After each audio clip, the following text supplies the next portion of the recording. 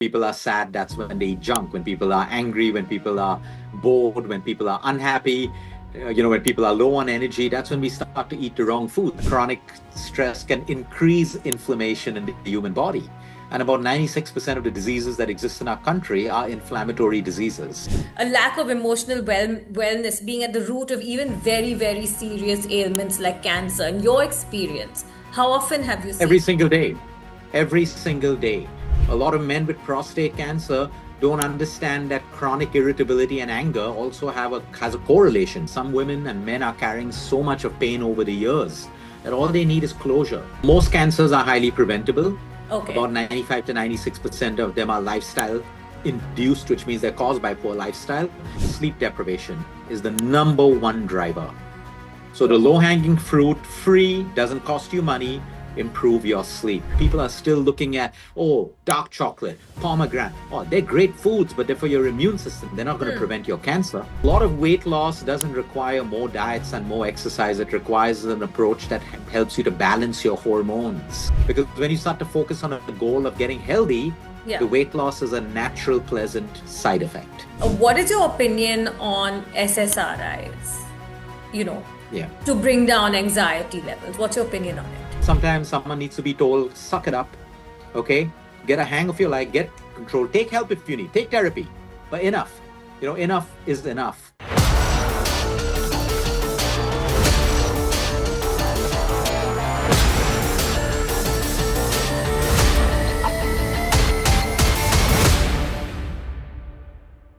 Any discussion on health is incomplete without taking into consideration emotional stress as an underlying factor in disease and, of course, the vital role of quality sleep and nutrition.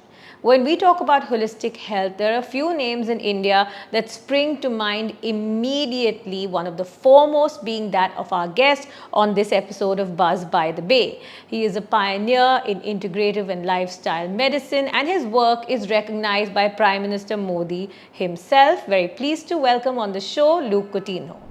Welcome, Luke. Welcome Hi, on the show. Welcome on Buzz thank by you, the Bay. thank you.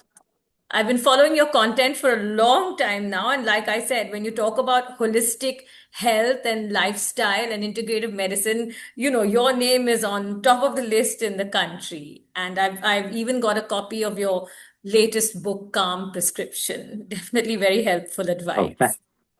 Thank- thank you, thank you. Yeah. So, to start off with, nutrition is one part, but emotional well being and nutrition are interconnected. And when it comes to disease and lifestyle, we have to look at it holistically, as you keep saying in a lot of your content that you put out there. So when people come to you, for a consult, whether it's for disease reversal or whether it's for weight loss, diabetes and things like that, when people join your program, how do you integrate the two? On the one hand, you have nutrition. On the other hand, you have emotional wellness. I mean, what are the pillars of your program essentially? So actually, there's a lot more than just nutrition and emotional wellness, but you are accurate when you talk about emotions being related to everything, because when people are sad, that's when they eat junk. When people are angry, when people are bored, when people are unhappy, when people are low on energy, that's when we start to eat the wrong foods, because our emotions control what we crave for and what we eat. If we're sleep deprived, we have very different cravings in the morning. Yes. If we're sedentary, we have very different cravings. So the pillars that we look at, and these are not my pillars, this is what integrative and lifestyle medicine is built on as a fundamental. You look at cellular nutrition, which is nutrition at a cellular level. What does this mean? That you and I are both different. We may process carbs differently, protein differently, and fats differently. Plus, based on our genes, based on our family history, nutrition is very, very personalized. And that's why, Instagram can put all of the Bollywood trends and people can copy them and never look like Bollywood. The point is because everyone is uniquely different. Yeah. So cellular nutrition is one. Two is your movement and exercise. When we have holistic movement like flexibility, mobility, we have our cardiovascular strength, we have muscle. All of these change the way our bodies require and demand nutrition. We may need more protein, we may need more carbohydrates, depending on what we do. because exercise is important for our blood circulation as well to get nutrients to every one of those cells. Yeah. The third pillar is, of course, sleep, because sleep is the holy grail of human health. It controls everything from our repair, our growth, rejuvenation, the immune system, lowering inflammation, hormonal balance. I mean, it's an endless list. And that is the reason why human bodies need to go through sleep. If sleep was not important, all of us could ignore it and we wouldn't have health problems at all. And then you have emotional wellness, which is again directly connected with everything in the human body, including your immune system. Today, the latest science and research shows us that chronic emotional stress can depress your immune system, can make it function at a lower level. We know that chronic stress can increase inflammation in the human body. And about 96% of the diseases that exist in our country are inflammatory diseases caused by Yeah. an excess of inflammation. Hmm. We know today that there's a direct correlation between emotions and cancer, emotions and heart disease, emotions and gut problems. Now, I'm not here to tell you that sadness will create a disease, anger will create a disease, but indirectly it does. Hmm. Anger, for example, can create high blood pressure. High blood pressure can create heart disease. Yeah. Okay. Chronic resentment, negativity, sadness, all of these things can create a low immune system. You can be in any place with a low immune system and you have the possibility of contracting a disease, starting a mutation of a cancer cell. So you see, it's Yeah. all indirectly related to each other. And these are the pillars. And our last pillar is your breath. It is Hmm. so important how we breathe. That's why it's called prana. It's called life force. We can do Yes. without food and water for a while, but we cannot do without oxygen for more than a couple of minutes. So integrating all of these pillars. So when someone comes for a consult, there are many things. We assess them on each of these pillars, and then we also look at managing the side effects of their medicine. I think one of the biggest problems in our country right now, I'm not against medicine. Integrative medicine allows people to be on medicine. We're not alternative medicine. As I speak, my patients are going through chemo. Some of them are on diabetic drugs. Some of them are on statins. But the idea is to do it the right way. Every Hmm. medicine has a side effect. So Yes. while they're on those medications, we manage the side effects of those medicines by understanding what those medicines are depleting from their body, what secondary problem it's creating, so that we can handle that and make sure that the medication is not creating more problems while trying to fix one symptom. So yeah, this is all that happens in a consult. Okay, absolutely. So it's truly holistic. And like you said, you spoke about individuality. Like there's no cookie cutter approach because like you very correctly said, how you process carbs or how I process carbs will be completely different. So you can't give one sort of a one size fits all kind of diet for everyone. That being the key, that you have to assess each person for their own sort of bio individuality. And you also said, how definitely the link between emotions and health is there. So in your practice, have you seen serious, I mean, how often have you seen serious ailments like cancer? I mean, this is breast cancer awareness month. It should be, we should be aware of it every month of the year, but October is the month. But so, how often have you seen a lack of emotional wellness being at the root of even very, very serious ailments like cancer? In your experience, how often have you Every seen? single day, every single day. In fact, my patient before my interview with you Hmm. was a breast cancer patient, 37 years old. And my first question to her was Hmm. very simple. Why do you think you have your cancer? Forget about what the doctors, what everyone said. What is your gut instinct as a woman? And this is Hmm. the question I ask everyone. And she was emotional suppression over the years, hard married life, suppression, psychiatric issues with a partner, etc. Inability, no support from in laws, all of these things. And imagine this stress is an environment that you're living every single day. So it's every single day, majority of our patients are with cancer. And Yeah. I'm not going to say all of them have deeply rooted emotional issues, Yeah. but many of them do. A lot of men with prostate cancer don't understand that chronic irritability and anger also has a correlation. Don't get me wrong. I'm not saying that it's going to cause your cancer, but there is a correlation because every emotion is linked with a particular condition. Yeah. And that's why a lot of conditions are psychosomatic. A lot of patients go with pain to a doctor, and the doctors do the MRIs, everything, and then they'll say it's in your head. And the patient is like, "What do you mean it's in my head? You're a doctor. Give me a medicine. It's in your head. It's in Hmm. your head." And then the doctor puts them on an anti-anxiety, and the pain disappears because they're no longer stressed about what was stressing them out. So we Yeah. have to, as a country, wake up to the understanding that medicine alone is great. It can save lives, but it's only scratching the surface. We have to look at things beyond medicine. We have to consider, otherwise, imagine treating a patient with cancer with only chemotherapy, radiation, and surgery, but never solving the problem of their emotional environment, their nutrition, their exercise. The cancer comes back and back and back, and they get treated only with the symptom. But when Yeah. you address the root cause of the problem, the chances of preventing the probability of a recurrence goes up tenfold, 20-fold, even 100-fold because you're addressing a possible disease at the root cause level. Medicine can save lives and it's great, but it only treats the symptom. And that's why you have to integrate both systems together to work.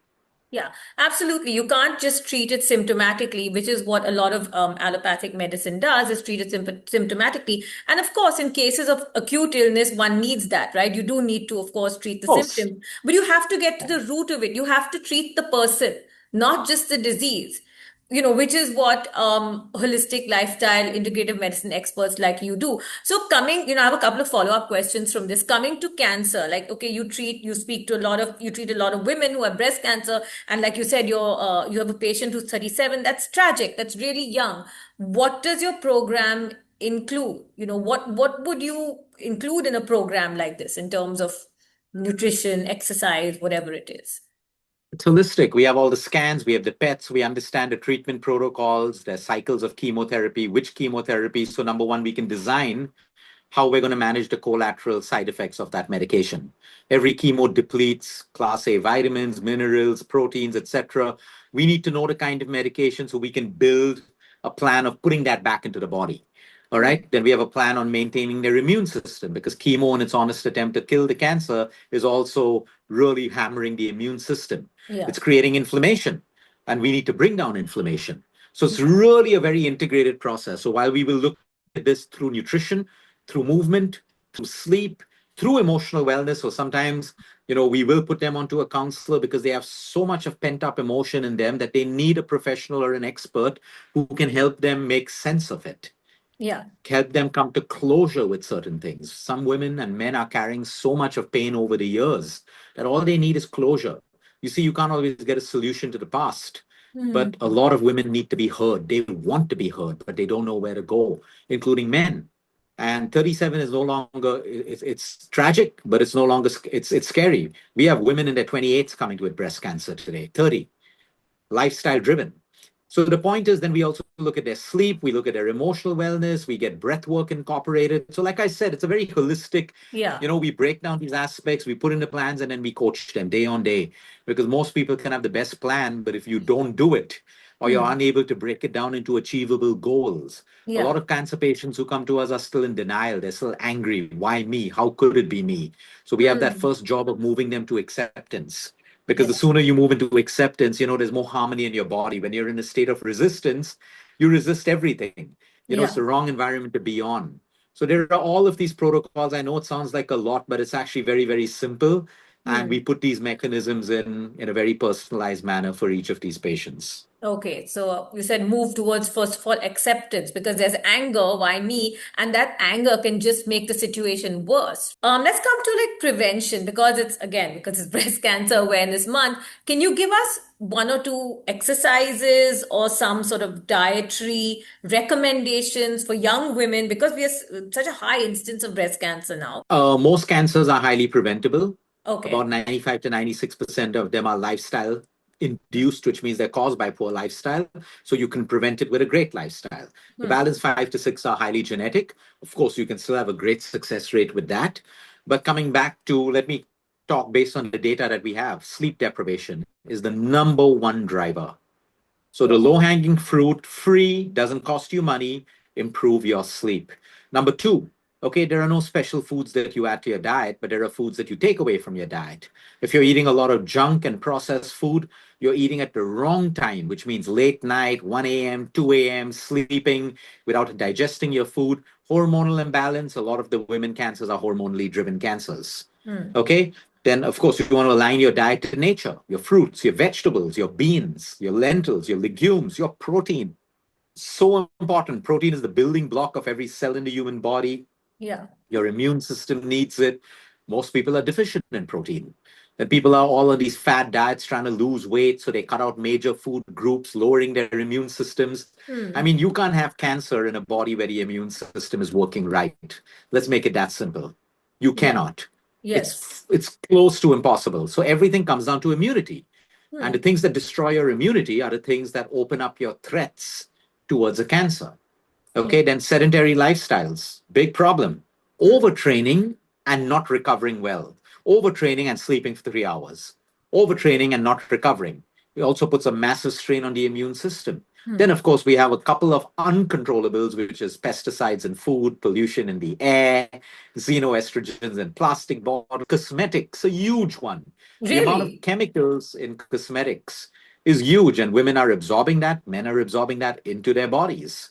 And xenoestrogens are hormonal disruptors leading to a lot of the most common cancers like ER positive breast cancers, ovarian, endometriosis. So all of these things are interconnected with each other. Is there a food that can prevent you from a cancer? It doesn't exist on this planet. There is no food. But there are foods that can build your immune system that in turn helps you prevent a cancer. And that's how we need to look at it. Otherwise, the people are still looking at, oh, dark chocolate, pomegranate. Oh, they're great foods, but they're for your immune system. They're not going to prevent your cancer. If you're vaping as a woman, you want to stop that right now. It is the Yes. easiest way to disable your immune system. And of course, we know smoking, binge drinking, coupled with day stress. A lot of people say, look, but my grandmother's living to 98 and she drinks, and my grandfather, yes. But also ask them, are they as stressed as you are? Were they living in the same times that you are? And that's why you can't say that's not an argument to even have. They're Yeah. happier people. They're a generation that learns how to let go, learns how not to be attached to Yeah. difficult emotions, and we're a emotional generation where the smallest things trigger us. Yeah, very interesting. We can't draw comparisons with, our grandparents. They led a different lifestyle. They came from a different era. Stress was of a Yeah. different nature at that time. Things are different now. And as you said, eating late is a terrible idea. And I see that you do mention that a lot in your when you make posts and about how on disease reversal and how you helped people reverse certain conditions just by bringing their dinner time to like 7 o'clock instead of 10 o'clock. With cosmetics, would you advise women like not to wear cosmetics? What would you say? No, look for clean brands. The simplest test is see if you can even understand the label. If you can't understand the label, why are you even putting it on your skin? If you can't even understand half of the chemicals. And Yeah. there's something, I'm not against cosmetics, but I think there's something that women and men have to understand. We have a microbiome in our gut. Everyone knows about that. Yeah. Prebiotics, probiotics, microbiome. Yeah. We have a microbiome on our face. Hmm. This microbiome adjusts to our temperature, weather, atmospheric pressure, where we are. The point is, if we're constantly covered in serums and moisturizers, of course, protect your skin if you're going out into the sun, etc., etc. But if Yeah. we're constantly covered, we don't allow our own microbiomes to literally adjust and adapt to where we live. So what happens? I'll give you two examples. Okay, the moment a woman or a guy or a person stops using this, they start to realize that their skin needs it. That's not a good thing. Our skin should not need it continuously. Whereas you'll find the ones who use it less and only use it like maybe moisturize in the night or on an aircraft or, when you really need to, their skins are naturally able to adapt, glow. I mean, it's easy to have a glow with makeup and, cosmetics. I'm not against that. But the question should be, why doesn't my skin glow without it? Maybe it Yes. can't match up to a makeup glow, but what's your body trying to tell you? So we Yeah. shouldn't use cosmetics to think that we're just using it as a cover up, but we're disguising other problems like gut problems, hormonal imbalances, and stuff. The microbiome on the face is so powerful, Yeah. so powerful. It's adapting and it will constantly adapt. So use cosmetics, but don't go overboard with it. I mean, people are getting influenced to use more and more. And I Yeah. can guarantee you one thing. I mean, I'm just honestly and respectfully asking men and women that once you remove all of it, look in the mirror and tell me what you see. What do you see? You see your skin getting weaker, you see your skin getting duller, and then you need it more and more and more because you don't like how it looks anymore. It's Yeah. a trap, like everything. There's a sugar trap, there's a protein trap, there's a dopamine trap, there's a trap. I'm just asking people to be mindful through this, because Yeah. young girls at the age of 13 and 12 and 14 are starting to do this when their skin is already robust and amazing. And, I mean, if you have pimples and acne, makeup isn't a cover up. You want to solve the problem with your food, with your lifestyle. Don't let it be your crutch. Don't bring it to a situation where you can't live without it. I want to come to another topic that you speak on a lot, which is, of course, weight loss is an ever trending topic, right? Everybody wants to know how to lose weight, especially belly fat. And you've spoken a lot about cortisol and the link between cortisol and belly fat. If you could explain that to us, and why even sometimes exercise and diet don't help, you lose that, you know. Yeah, absolutely. Because today, when you look at the amount of stress that people have, you know, normal stress, day-to-day stress is fine. When it becomes chronic stress, you're constantly overthinking, you're constantly worried, you're constantly living in an environment that's toxic or not supportive of your feelings, etc. Your cortisol levels are always high. Cortisol is not meant to be high all the time. It's meant to spike up, do its job, and come down.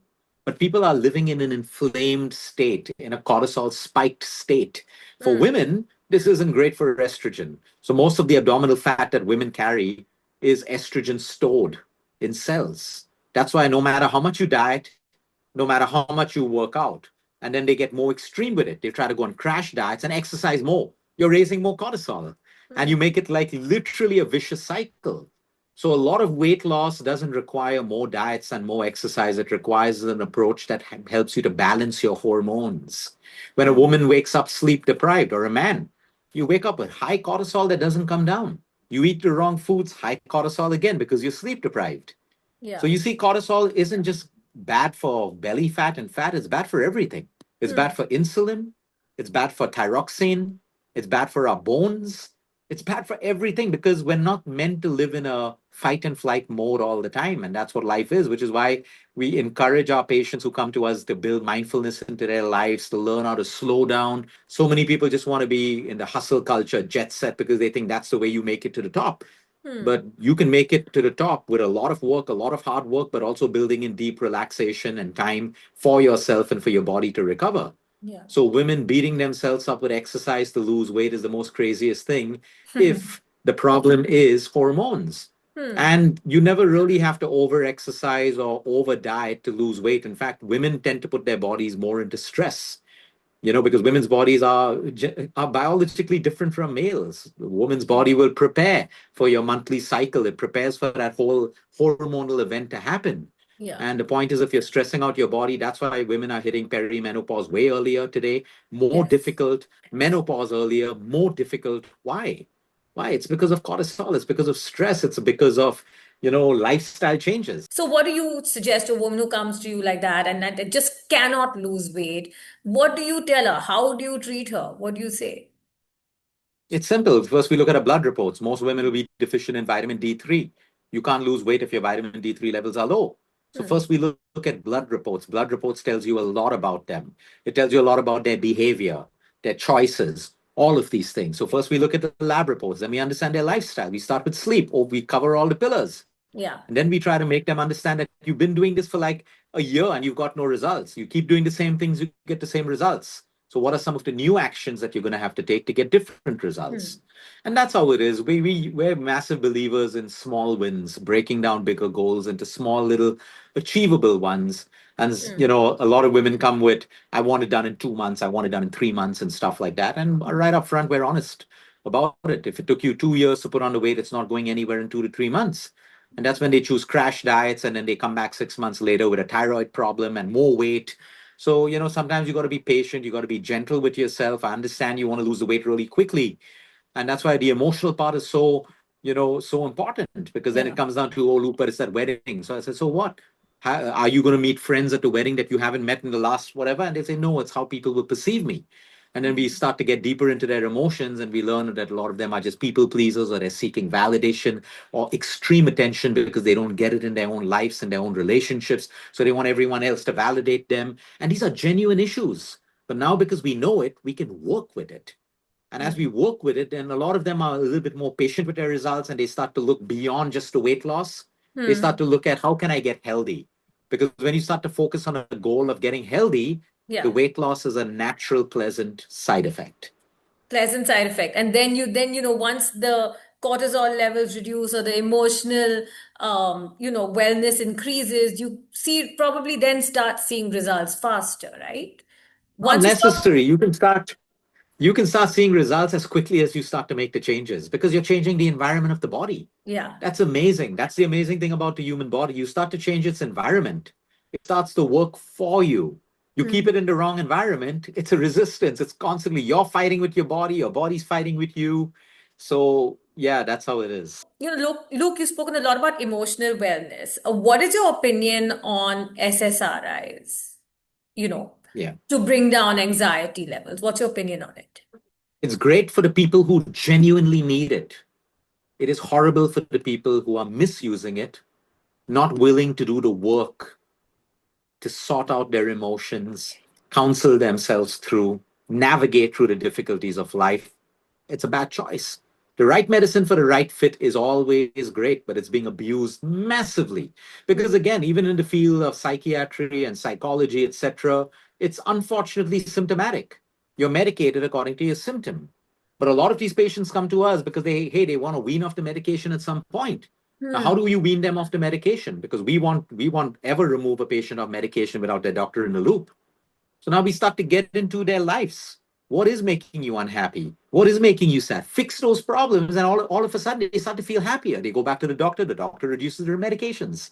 Hmm. That's how it works. So it is absolutely needed for some patients, Yeah. but it is being misused by a massive population of people who, sometimes someone needs to be told, suck it up, okay, get a hang of your life, get control, take help if you need, take therapy, but enough. Enough is enough. Yeah. Take some responsibility for what it is, because a Yeah. lot of people are getting weaker and weaker, and hey, there's a Hmm. whole load of medications waiting for you to come and take them, and you just continue to get weaker and weaker. Yeah. So if it's used the right way, it's great. If it's misused, it's a problem. Okay, don't misuse it, get a hold of your life. Last question. I mean, I have many more, but we have limited time. So, last question. Your latest book, Calm. You list 75 simple ways of moving from, the SNS, sympathetic nervous system, to the parasympathetic nervous system. Easy ways to actually just maybe at points activate the vagus nerve or just feel calmer. And I took some suggestions from your book, which simple ones, and they're great. But if you could leave us with a couple of suggestions, easy ways to just, activate the PNS and just calm yourself down a little bit. So the simplest way is using your breath. The moment you start to slow down your inhale and exhale, you can activate the PNS. Hmm. Two is nature. Put yourself out in nature, get some sun, take a walk, be next to trees, whatever. Immediately, no matter what problems you have in life, you'll activate the PNS. Okay? The third is your sleep. Each night you get more sleep. You train your body to activate the PNS. Also, the fourth is most people today are in a fight and flight response. They don't feel safe. So they constantly need, I need to do more. I need to do more. They don't know how to be content with what they have for whatever valid reasons. So your body is actually being trained to stay in the sympathetic nervous system. Hmm. An ideal way to train the parasympathetic sympathetic nervous system is also to start training your mind. What makes you feel safe? You Hmm. know, if it's your mom, your dad, how often do you think of them? How often do you speak to them? If it's your partner, how are you able to be vulnerable and explain, or express to your partner because that makes you feel safe? Each time we train ourselves to feel safe as human beings, we're training the PNS to activate. It could be as simple as this: I'm eating a meal, but I'm eating in a hurry. Okay, Hmm. sympathetic nervous system. But if I train myself, I got time. Everything's going to be okay. The world is going to wait for me while I enjoy my meal slowly. I'm training my parasympathetic nervous system to feel safe. So these are all the little things, and you have the simple ones like listening to your favorite playlist, music, a good laugh with friends, some stand-up comedy for 5 minutes can activate it. So yeah, these are some of the simple ways out of all the 75 that we have listed in the book. Okay, great. Some great advice over there. Thank you, Luke Coutinho. I mean, I hope to have another conversation with you, a longer one, because there are so many other questions I would love to ask. But thank you for joining us on Buzz, by the way. Thank you Thank so you so much. Have a great day. Bye bye. much. See ya.